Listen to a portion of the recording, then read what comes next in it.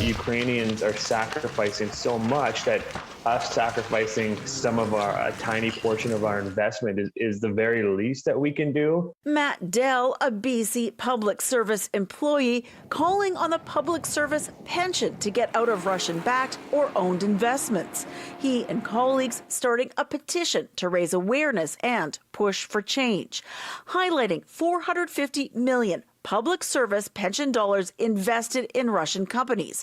A drop in the overall bucket of the pension fund, he says, and investment in Russia, but all tallied can make a difference. BC pension fund is one pension fund. The Canadian pension fund, Ontario was a big one. And look at all the major investors across the United States and across Europe.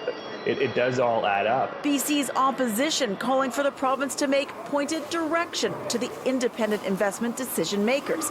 But that's not going to happen. In this case, a phone call to the chair of the board of the British Columbia Investment Management Corporation saying this is something that, pensioners and British Columbians just cannot stomach. It is arm's length. It's completely separate for good reason, so that there is no, conflict of interest. And so they do make their decisions independent of government influence. Both agreeing, though, on going after investments Russians may have in the province. If there are any oligarchs that have been identified, the top 50, so to speak, that have any ownership of any assets in British Columbia, that we seize those assets. I've already asked staff to take a look at the Landowner Transparency Act to see if, what information we have.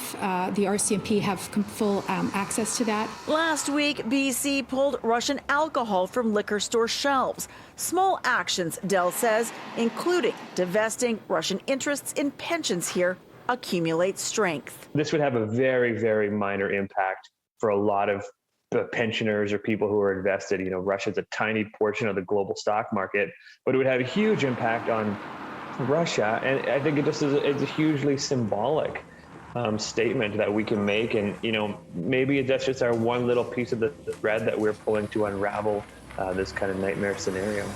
In Victoria, Lisa Yuzda, City News.